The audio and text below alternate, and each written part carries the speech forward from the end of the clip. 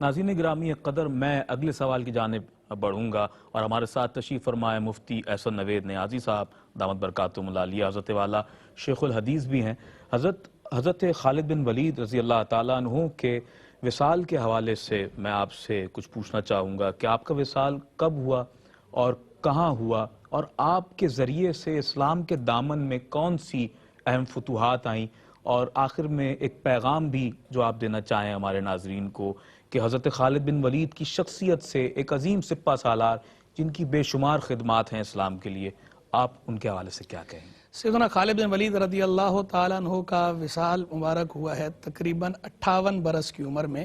آپ کا وصال ہوا، اور سنہ 21 ہجریہ تھا۔ 21 سنہ ہجریہ میں آپ کا وصال ہوا۔ طبی طور پر آپ وصال آپ نے فرمایا ہے، یعنی شہادت آپ کو ظاہری طور پر نہیں ملی، آپ کی وفات بستر پر ہوئی ہے، اور جس کا آپ نے خود اظہار بھی کیا، اور آپ کو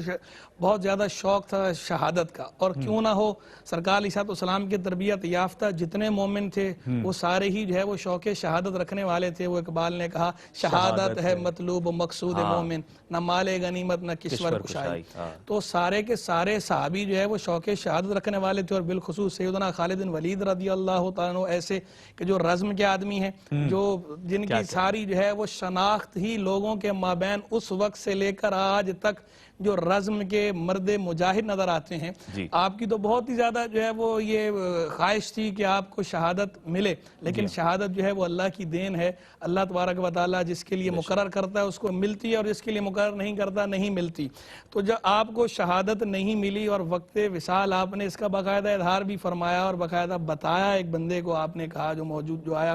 تو اس کو آپ نے کہا کہ میرے جسم پہ کوئی جگہ بالشت برابر جگہ ایسی نہیں جس پہ کوئی زخم نہ ہو، جس پہ جو ہے وہ کوئی نشان نہ ہو، لیکن اس کے باوجود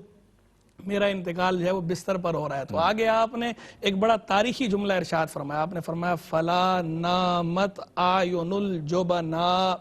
بزدلوں کو کبھی نیند نہ آئے۔ اسی کو پنجابی میں کہتے ہیں، محاورہ ہے پنجابی کے اندر، شالا بزدلاں کبھی نیند نہ آوے، کہ بزدلوں کو کبھی نیند نہ آئے۔ یہ جملہ در حقیقت سیدنا خالد بن ولید رضی اللہ تعالیٰ عنہ کا ہے، اور یہ میسج بھی ہے، پیغام بھی ہے جو انہوں نے خود دیا، بتایا کہ بھائی دیکھو میں اتنی لڑائیوں میں آگے رہا، پیش رہا کہ جسم پہ بالشت برابر جگہ ایسی نہیں بچی کہ جس پہ نشان نہ ہو، لیکن میں اس کے باوجود مجھے شہادت حاصل نہ ہو سکی۔ یعنی بتانا یہ مقصود تھا کہ موت سے نہ ڈرو، موت جس وقت اللہ نے لکھی ہے اسی وقت ہی آنی ہے، نہ اس سے پہلے نہ اس کے بعد۔ تو موت سے ڈر کر جہاد سے فرار نہیں ہونا چاہیے، موت سے ڈر کر اللہ کی راہ میں جب کچھ قربان کرنے کا موقع آئے تو اس قربانی سے پیچھے نہیں ہٹنا چاہیے، اللہ کی راہ میں قربانی پیش کرنی چاہیے، اور بزدلی نہیں دکھانی چاہیے۔ اس بزدلی سے تو باقاعدہ سرکار علیہ السلام پناہ بھی مانگا کرتے تھے، اللہم انی اعوذ بک من الجبن، اے اللہ میں تیری پناہ چاہتا ہوں بزدلی سے۔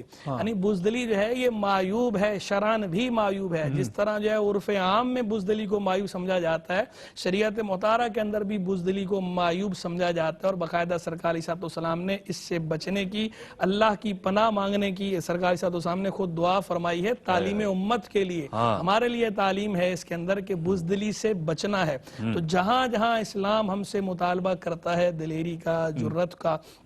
وہاں پر جرات کا مظاہرہ کرنا چاہیے، شجاعت کا مظاہرہ کرنا چاہیے، اور جہاں ہم سے اسلام مطالبہ کرتا ہے حکمت کا تو وہاں ہم نے حکمت کا استعمال بھی کرنا ہے، یہ بھی ضروری ہے۔ دونوں چیزوں کو جو ہے وہ بیلنس رکھنا بہت ضروری ہے۔ اور میں یہ بات واضح کر دوں، غزوہ موتا کا ذکر ہوا تو کہیں کوئی اس سے یہ نہ سمجھ لے کہ مسلمانوں کو بچا کے لے گئے تو لڑے نہیں ہیں، لڑے ہیں، اور اس شان سے لڑے ہیں کہ 9 تلواریں توڑ دی ہیں، 10ویں تلوار کی نوبت آئی تو لڑے ہیں تو 9 تلواریں ٹوٹی ہیں نا، تو اسی پہ سیف اللہ، اسی پہ تو لقب بنا سیف اللہ۔ سبحان اللہ، کیا کہنے